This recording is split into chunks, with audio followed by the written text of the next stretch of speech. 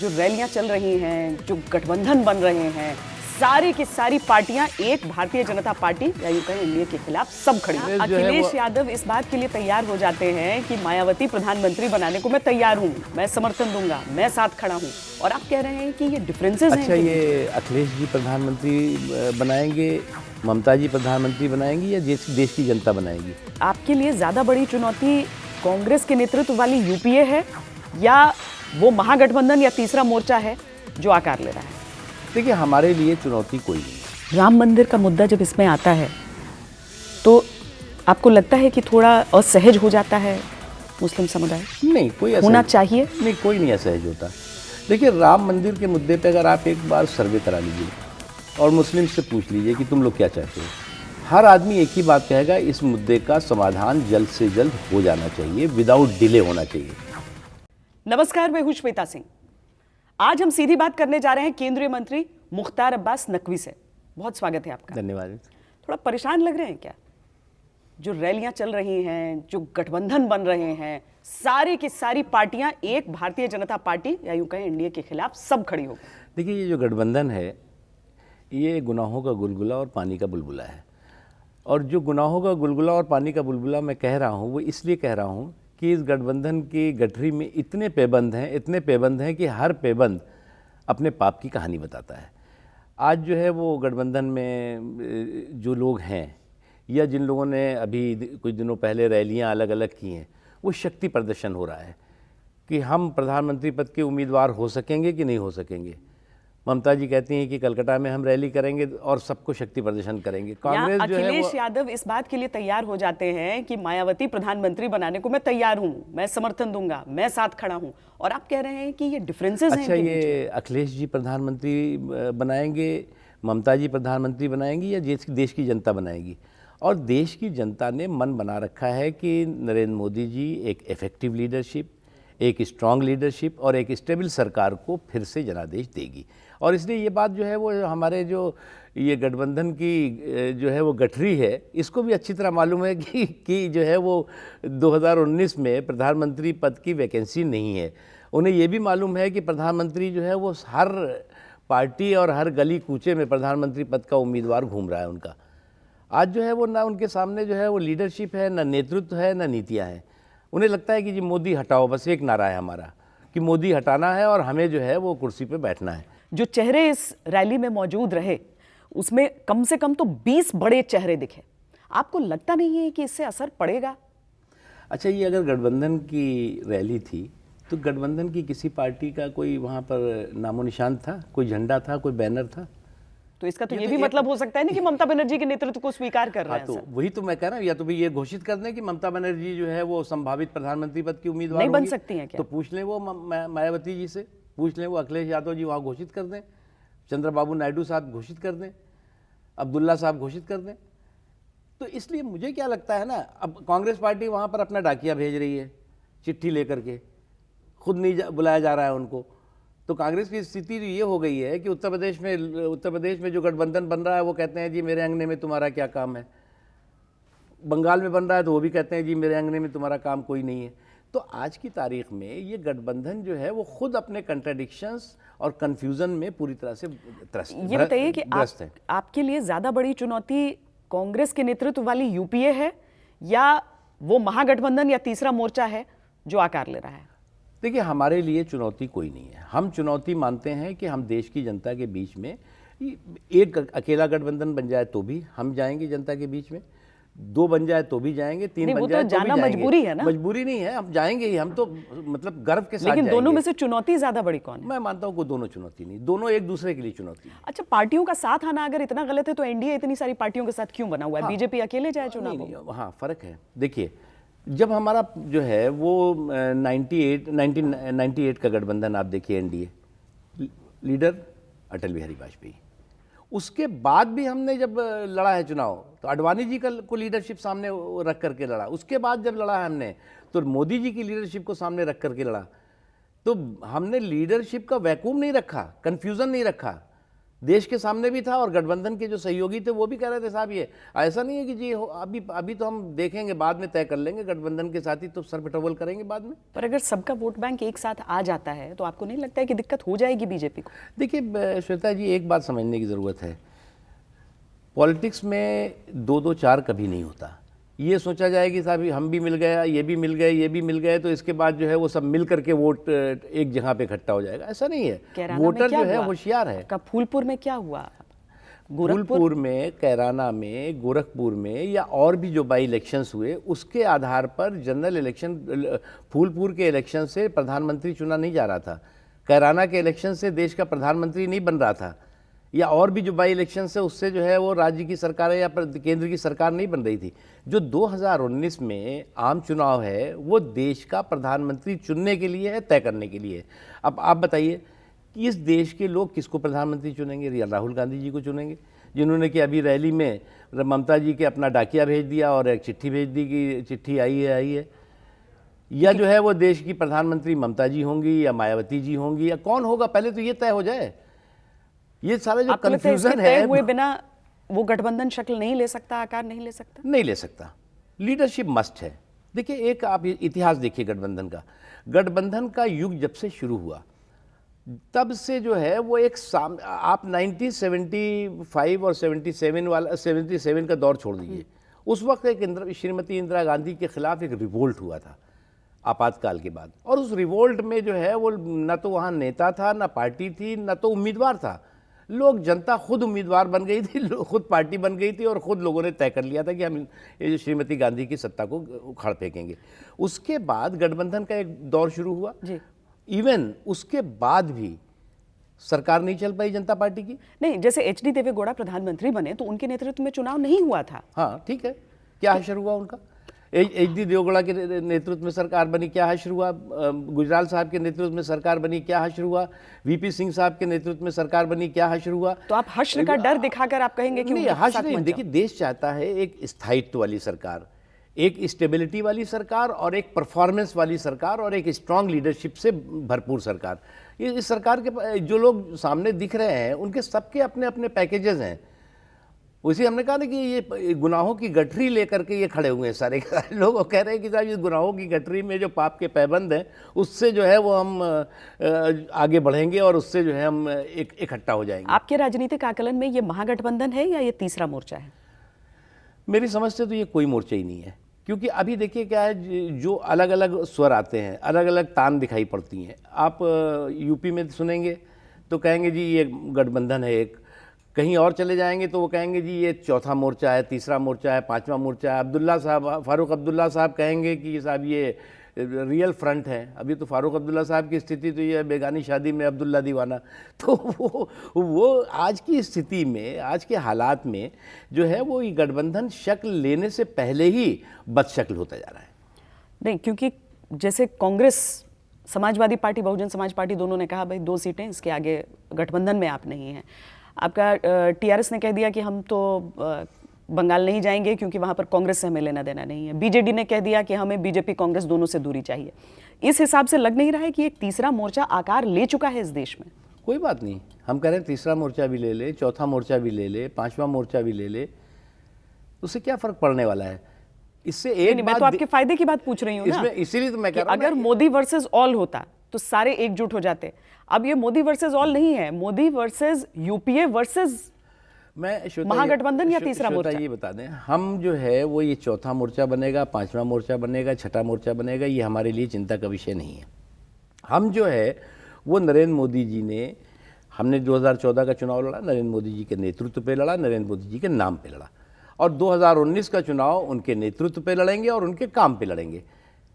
और उन्होंने इस जो अब 5 साल हो जाएगा जब हम जनता के बीच जाएंगे अपने लेखे जोखे को लेकर के, तो एक इकबाल की सरकार के बारे में बताएंगे, हम एक इंसाफ की सरकार के बारे में बताएंगे और एक ईमान की सरकार के बारे में बताएंगे। तो इकबाल, इंसाफ और ईमान की सरकार जो है वो देश के सामने उसके कामकाज को और लेखे जोखे को होगा। इसीलिए जाते जाते आरक्षण का दांव खेलना पड़ा, काम पर इतना विश्वास था। ये तो एक ऐतिहासिक कदम है और इस कदम को पहले ही उठाना चाहिए था। जो सवर्ण समाज है, और सवर्ण समाज में जो है वो एक बहुत लेकर के आक्रोश था कि साहब हम गरीब हैं, आर्थिक रूप से कमज़ोर हैं, हमारा बच्चा जो है वो पूरी तरह से पढ़ाई भी करता है, पूरी तरह से कैपेबल भी है, पूरी तरह से उसके अंदर जो है वो सारे गुण हैं, लेकिन वो आरक्षण की मार से मर जाता है। तो इसलिए उसको न्याय दिलाने के लिए इससे नरेंद्र मोदी जी सामाजिक न्याय के, सोशल जस्टिस के एक बहुत बड़े मसीहा के रूप में उभरे हैं। और मैं मानता हूं कि ये बहुत बड़ा फैसला है, जो फैसला बहुत पहले होना चाहिए, वो फैसला मोदी जी ने अभी किया है। अब मायावती कह रही हैं कि मुसलमानों को आरक्षण क्यों नहीं? इसमें मिलेगा मुसलमानों को भी। इसमें जो मुस्लिम समाज के लोग मंडल कमीशन में आरक्षण में कवर नहीं हैं, जो अपर कास्ट जिन्हें कहते हैं, उनको भी इसमें फ़ायदा होगा और बहुत बड़े लेवल पे फ़ायदा होगा। जो गरीब और आर्थिक रूप से कमज़ोर है, सबको फ़ायदा होगा। क्या मुसलमानों को एक तबके के तौर पर अलग से आरक्षण की ज़रूरत है? चूँकि देखिए, हमारा ये मानना है कि मुसलमानों को आरक्षण और आरक्षण का शगुफा बहुत पुराना हो गया है। हर बार हर चुनाव में ये जो है वो झुंझुना दिखाया जाता है, कोटे के लोटे से आरक्षण की अफीम पिलाई जाती है और वोट का अपहरण किया जाता है। हमारा मानना है कि मुसलमानों के सामाजिक, आर्थिक, शैक्षणिक सरोकार के प्रति या जो अल्पसंख्यक हैं उनके शैक्षणिक सरोकार के प्रति ईमानदारी से काम होना चाहिए। और मोदी जी की सरकार ने विदाउट डिस्क्रिमिनेशन डेवलपमेंट और बिना किसी भेदभाव के विकास के रास्ते पे देश को आगे बढ़ाया। उसमें समाज का सभी वर्ग है। जब तक आप ये कहेंगे साहब ये मुसलमानों का विकास है, ये हिंदुओं का विकास है, ये क्रिश्चियंस का विकास है, ये फलां का विकास है, विकास के साथ आप न्याय नहीं कर पाएंगे, इंसाफ नहीं कर पाएंगे। और इसलिए जो है वो बिना तुष्टीकरण के सशक्तिकरण जो है वो एक रास्ता चुनाया गया। और उस रास्ते से हमने जो है वो, कोई आदमी ये नहीं कह सकता आज अगर अल्पसंख्यक समाज के बच्चियों को हमने इन 3 सालों में 4 करोड़ के इर्द गिर्द स्कॉलरशिप दे दी है, क्यों नहीं दे पाए थे? पहले देना चाहिए था। आज हमने इसका अल्पसंख्यक समाज के लड़के लड़कियों को इसको कौशल विकास या स्किल डेवलपमेंट के माध्यम से लगभग 7.5 और 8 लाख लोगों को रोजगार और रोजगार के मौक़ों से जोड़ दिया। तो लेकिन इसका हमने ढिंढोरा नहीं पीटा। ये तो रोते ही रहते हैं, कहते हैं कि ये हुआ ही नहीं, ये तो हुआ ही नहीं। अरे करो ना, तुम क्यों नहीं किया 70 सालों में? तुमने क्यों नहीं किया अभी तक? क्योंकि सबका साथ सबका विकास ऐसा लगा जैसे सिर्फ एक नारा बनकर लगा। आपको लगता है मुस्लिम समुदाय जुड़ा है भारतीय जनता पार्टी के साथ? क्योंकि जितने भी चुनाव होते हैं उसके बाद जब वोटों का आकलन होता है तो वोट आपको पड़े नहीं होते। देखिए, हमारा जो विकास का मसौदा है वोट का सौदा नहीं है।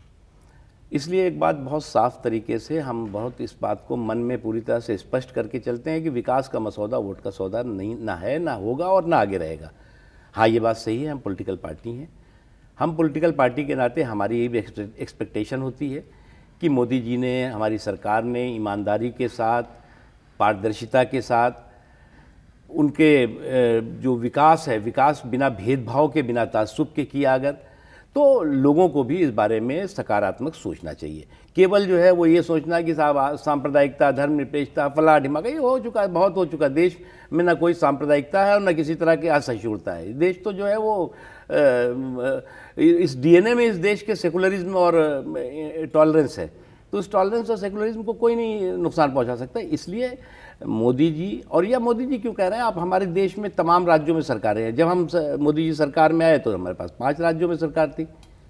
आज जो है वो लगभग 1 दर्जन से ज़्यादा राज्यों में हमारे पास सरकार है। और राज्यों में कोशिशें भी हो रही हैं। कर्नाटक में, अब कर्नाटक में तो क्या है कि अब उनका घर उनसे संभल नहीं रहा है, मोहल्ले में शोर मचा रहे हैं, हम क्या कर सकते हैं?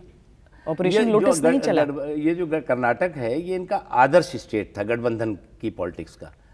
अभी इनका आदर्श स्टेट ही जो है वो डिमोलिश हुआ जा रहा है, बहराया जा रहा है, उसको ही संभाल नहीं पा रहे हैं। तो ये क्या गठबंधन आगे करेंगे पता नहीं। तो एमएलए तो आपने भी निकाल कर गुड़गांव में रखे थे। नहीं, हम तो रखते रहे, उससे हमारी सरकार थोड़ी है वहाँ पे।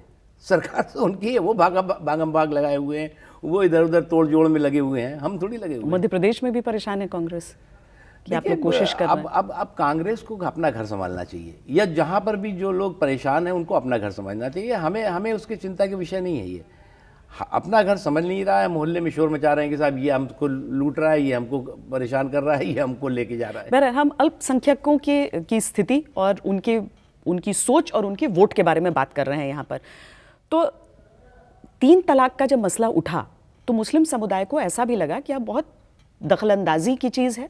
दूसरा, उनकी तरफ से ये भी हुआ कि सही तरीके से उसे इंटरप्रेट नहीं किया गया है। आप सिर्फ इसीलिए दखल अंदाजी कर रहे हैं ताकि महिलाओं को तोड़कर उन्हें अपना वोट बैंक बना लें, मुस्लिम महिलाओं को। देखिए, पहली बात ये 3 तलाक का 3 तलाक जो है वो एक सामाजिक कुरीति है, कुप्रथा है। जिस तरह से सती प्रथा थी, जिस तरह से बाल विवाह था, और भी तमाम जितनी सामाजिक कुरीतियाँ और कुप्रथा थी, उन सामाजिक कुरीतियों कुप्रथाओं को ख़त्म किया गया। अब जिस वक्त सती प्रथा को ख़त्म करने की बात चल रही थी, सती प्रथा तो उस समय तो सरकार यहाँ पर जो है वो भारत की सरकार नहीं थी बल्कि अंग्रेज़ों की सरकार थी। लंदन में वहाँ की असेंबली में, वहाँ की पार्लियामेंट में इस पर डिस्कस हुआ और उसके बाद राजा राम मोहन राय ने इस मुद्दे को उठाया और उसके बाद क्या हुआ, सती प्रथा खत्म हुई। तब भी कुछ लोगों ने कहा था कि ये धर्म में दखल अंदाजी है, हस्तक्षेप। इसी तरह से बाल विवाह पे हुआ। तो इसी तरह से देखिए, ये धर्म से जुड़ा हुआ मुद्दा नहीं है जो 3 तलाक है। और 3 तलाक में जब लोगों ने कहा कि ये सुझाव दिया, जो स्टेक होल्डर्स है उन्होंने सुझाव दिया कि साहब जो है वो नॉन बिलेबल सिस्टम जो किया है वो हटा दीजिए, ख़त्म कर दिया गया, बिलेबल हो गया। कंपाउंडिंग का कहा कि साहब समझौता हो ही नहीं सकता आपके इस कानून से, कंपाउंडिंग का भी प्रोविज़न कर दिया गया। फिर कहा कि सब कोई भी FIR कर देगा और पति जेल चला जाएगा, तो वो भी कर दिया गया कि जिसका ब्लड रिलेशन है वही FIR कर सकता है। अब भैया जेल चले जाने के डर तो अब ये तो क्यों ऐसे गुनाह करो कि जेल जाना पड़े।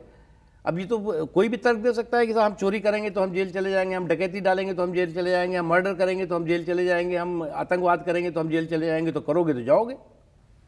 आपको कभी दिक्कत हुई कि अपने समुदाय में एक्सप्लेन करना कि नहीं, ये मैं जिस सरकार में हूँ वो आपकी विरोधी नहीं है? बहुत बार कई पार्टियां आप लोगों को छूती नहीं है इसलिए क्योंकि बीजेपी को एक सांप्रदायिक पार्टी मान लिया जाता है। आप उस पार्टी का हिस्सा लेकिन अपने समुदाय के नुमाइंदे हैं। देखिए, पहली बात, एक बात तो बिल्कुल सही है, मैं आपकी बात से सहमत हूँ। नरेंद्र मोदी जी और बीजेपी सबसे ज़्यादा असहिष्णुता की शिकार है, इनटॉलरेंस की शिकार है। और ये जो अगर आप देखें जो अछूत की बात है, साहब इस पार्टी को मत छुओ, ये तो कम्युनल पार्टी है, ये इस पार्टी के मत छुओ, ये तो एंटी माइनॉरिटीज़ या एंटी मुस्लिम पार्टी है। तो ये है शुद्ध रूप से असहिष्णुता, नंबर 1। नंबर 2, मोदी जी जब पिछली बार 2014 में मोदी जी ने सरकार बनाया तो उसमें बहुत बड़ी तादाद में मुसलमानों ने वोट किया, लगभग 17 से 18%, क्योंकि मैं चुनाव के प्रबंधन का इंचार्ज था और अभी भी पार्टी के चुनाव के व्यवस्था और प्रबंधन को मैं देख रहा हूँ। तो उस वक्त 17% मुस्लिम समाज के लोगों ने वोट दिया, जो हम लोगों ने बूथ वाइज देखा। और आपको मैं यकीन दिलाता हूँ कि इस बार भी हमारा एक्सपेक्टेशन ये है कि 30% से ज़्यादा अल्पसंख्यक समाज और मुस्लिम समाज भारतीय जनता पार्टी को विकास के मसौदे पर, विश्वास के मसौदे पर वोट करेगा। राम मंदिर का मुद्दा जब इसमें आता है तो आपको लगता है कि थोड़ा असहज हो जाता है मुस्लिम समुदाय? नहीं, कोई होना चाहिए? नहीं, कोई नहीं असहज होता। देखिए, राम मंदिर के मुद्दे पे अगर आप एक बार सर्वे करा लीजिए और मुस्लिम से पूछ लीजिए कि तुम लोग क्या चाहते हो, हर आदमी एक ही बात कहेगा, इस मुद्दे का समाधान जल्द से जल्द हो जाना चाहिए, विदाउट डिले होना चाहिए। किसी के मन में ये नहीं है कि ये लिंगरान करे, देर हो, 10 साल चले, 20 साल चले। सब चाहते हैं कि इसको जल्द से जल्द इसका समाधान हो, क्योंकि लोगों को लगता है कि कोई विरोधी भी नहीं है राम मंदिर आप किसी सर्वे कराइए तुम क्या राम मंदिर निर्माण के विरोधी हो, कहेंगे नहीं विरोधी हैं, क्योंकि हम तो आदर्श स्थिति तो ये थी कि बातचीत के माध्यम से इसका समाधान हो जाता। लेकिन कोर्ट, हाँ, इस बारे में कुछ प्रयास हम लोगों ने किए थे, लेकिन वो प्रयास सफल नहीं हुए क्योंकि लोगों ने उसका तर्क दिया कि साहब क्योंकि मैटर कोर्ट में है तो कोर्ट को जो है पर छोड़ दीजिए आप। अब एक्सपेक्टेशन ये थी लोगों की कि सबकी, हम लोगों की भी, कि कोर्ट जो है डे टू डे सुनवाई करके इस मुद्दे का समाधान कर देगा, लेकिन कोर्ट अपने रास्ते से चल रहा है। हमें अभी भी अपेक्षा है कि उम्मीद है कि कोर्ट इस पर जल्दी से इस दिशा में कदम उठा करके आगे अपने फैसले को देगा। आरएसएस ने तो 2025 का ताना दे दिया, कोर्ट तो फैसला जब देगा देगा। देखिए, आरएसएस हो या जो मंदिर के आंदोलन से जुड़ी हुई संस्थाएं हैं, उनकी चिंता वाजिब भी है, स्वाभाविक भी है, और उनको ये लगता है कि इसका जल्द से जल्द इसका समाधान होना चाहिए। और इस दिशा में जो है वो, जहाँ तक सरकार है, सरकार जो है वो within the framework of the constitution ही सब कुछ करेगी। अगर सरकार तो मतलब इस बार मैनिफेस्टो में नहीं आ सकता है वो लाइन? नहीं, हम तो है, लाइन में है, मैनिफेस्टो तो बन रहा है, बनेगा, मैं भी हूँ कमेटी में, देखेंगे तो आप वो पंक्ति कैसे डालेंगे, मतलब किस मुंह से डालेंगे जो कहा जाता है? जब आएगा संकल्प पत्र तो आपको, मैनिफेस्टो तो नहीं होगा, संकल्प पत्र होगा, और संकल्प पत्र आपको जो है दिखाई पड़ जाएगा। कांग्रेस ने कह दिया बनेगा तो हमारे राज्य में, नहीं तो नहीं बनेगा। तो इतनी दिनों से क्यों नहीं बनाया भैया कांग्रेस ने? अभी तो मुझे बहुत ताज्जुब होता है कि कांग्रेस के लोग क्यों नहीं बना रहे हो, वो और पार्टियों के लोग क्यों नहीं बना रहे हो। अभी तक कहते थे क्यों कर रहे हो आप राम मंदिर का मुद्दा, अब कहते हैं कि क्यों नहीं छोड़ रहे हो राम मंदिर का मुद्दा। तो ये कन्फ्यूज़न है, उसमें कोई हमें उनके कहने ना कहने से कोई फ़र्क नहीं पड़ता। राम मंदिर का निर्माण वहाँ होना चाहिए और होगा। और सॉफ्ट हिंदुत्व नहीं, अब तो वो हार्ड लाइन। अगर ये कहना कि हमारे राज्य में राम मंदिर बनेगा, कांग्रेस ने एक लाइन ले लिया है, लेकिन उसके बावजूद उनकी वो सांप्रदायिक छवि नहीं बनती है जो आपकी बनती है। कांग्रेस की स्थिति क्या है, कांग्रेस के नेताओं की स्थिति क्या है कि रूम में टोपी और रोड पे तिलक। तो ये टोपी और तिलक वाला जो पॉलिटिक्स उन्होंने शुरू की है, और उन्हें लगता है कि ये हम इस तरह से करके और गुमराह कर देंगे लोगों को, उससे कन्फ्यूज़न नहीं होगा। क्योंकि कांग्रेस ने या जो कांग्रेस के साथ लोग हैं वो हमेशा, अगर आप देखें तो वो धर्मनिरपेक्षता का चोला पहन के सांप्रदायिकता का झोला लेके घूमते रहे। कितने दंगे, कितने फसाद, कितनी हत्याएं, 50,000 से ज़्यादा कम्युनल राइट का इतिहास है इनका। भिवंडी से लेकर भागलपुर तक, मलियाना से लेकर के मेरठ तक, एक लंबी श्रृंखला है हर जगह। और एक दिन नहीं होते थे दंगे, 2 महीने, 3 महीने, 4 महीने दंगे। वो कहते हैं कि लिंचिंग का जो पूरा वो है इतिहास, वो सब भारतीय जनता पार्टी से जुड़ा है। अच्छा, लिंचिंग की जो घटनाएं हुई, पहली बात तो ये मैं सब स्पष्ट करूं कि बिल्कुल इस तरह की घटनाएं, इस तरह का अपराध, इस तरह का क्राइम किसी भी रूप में नहीं होना चाहिए। और जो लोग भी इस क्राइम में शामिल थे उनके खिलाफ स्टेट गवर्नमेंट्स ने कार्रवाई की है, चाहे वो राजस्थान में हुआ हो, चाहे हरियाणा में हुआ हो, चाहे यूपी में हुआ हो। लेकिन इसको आप ये बताइए, एक अपराध को, एक क्राइम को आप कम्युनलिज्म में परिवर्तित करके आप उन अपराधियों को, उन क्रिमिनल्स को आप हेल्प कर रहे हैं जो क्रिमिनल ये चाहते हैं कि हमारे क्राइम पर कम्युनलिज्म का जामा पहन जाए और हम घूमते रहें कि साहब हम तो जो है वो इसलिए कर रहे थे ये लिंचिंग। तो हमें लगता है कि लिंचिंग की जो आइसोलेटेड घटनाएं हैं वो घटनाएं भी नहीं होनी चाहिए। हम उसको भी कड़े शब्दों में निंदा भी करते हैं और कार्रवाई की भी हम पक्षधर हैं। लेकिन जो है वो लिंचिंग, अब ये बताइए, ये सरकार जब से बनी है, ये जो बेचैन आत्माएं हैं ये कितने दिन से चैन से बैठी हैं। पहले दिन से जो है वो असहिष्णुता, अवार्ड वापसी, फला ढिमाका, हर महीने एक जो है वो मुद्दा उठा करके लाना कि साहब आज ये हो गया, देश बर्बाद हो रहा है, देश चौपट हो रहा है। वो करते करते आज इनका पूरा हो गया। तो ये पूरे समय कोसते कोसते कोसते कोसी नदी के किनारे खड़े हो चुके हैं आज। मंत्रालय संभालते हुए आपको सबसे बड़ी अपनी कामयाबी क्या लग रही है? देखिए, मुझे सबसे बड़ी कामयाबी और संतोष वाली कामयाबी तो बहुत कुछ है कि हमने जो है वो जो 4 करोड़ के इर्द गिर्द हमने स्कॉलरशिप दी, उसमें जो है वो 60% लड़कियों को दी, नंबर 1। नंबर 2, जो देश के दस्तकार, शिल्पकार, कारीगर, ये जो हुनर की विरासत है अल्पसंख्यकों में, मुस्लिम समाज में, उस हुनर की विरासत पूरी तरह से मर रही थी। हमने जो है वो उनको चाहे मुद्रा योजना के माध्यम से लोन के लिए प्रोत्साहित किया, हमारा जो NFDC है उसके माध्यम से हमने लोन उनको दिलवाया, और हमने कहा आप शुरू करो। उनका साहब शुरू करके करेंगे क्या, हम बेचेंगे कहाँ, हमें तो कोई ख़रीदारी नहीं है हमारे ये लकड़ी के बने हुए सामानों का, बेत के बने हुए सामानों का, कांच के बने हुए सामानों का कोई ख़रीदार नहीं है। तो हमने कहा नहीं, तुम्हें हम मार्केट भी देंगे और मौका भी देंगे। और हमने जो है वो हुनर हाट शुरू कर दिया पूरे देश भर में। और आज हुनर हाट 2 साल से हमने शुरू किया। आज हमें इस बात का संतोष भी है, खुशी भी है कि 1,65,000 से ज़्यादा दस्तकारों, शिल्पकारों को रोज़गार के मौके मुहैया कराए।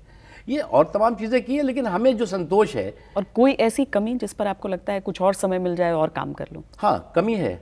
हमारा मानना है कि जो स्कूल ड्रॉप आउट हमारे समय में, जब हमने सरकार में हम आए, तो वो स्कूल ड्रॉप आउट जो है वो 75% था, उसमें लड़कियाँ सबसे ज़्यादा थीं।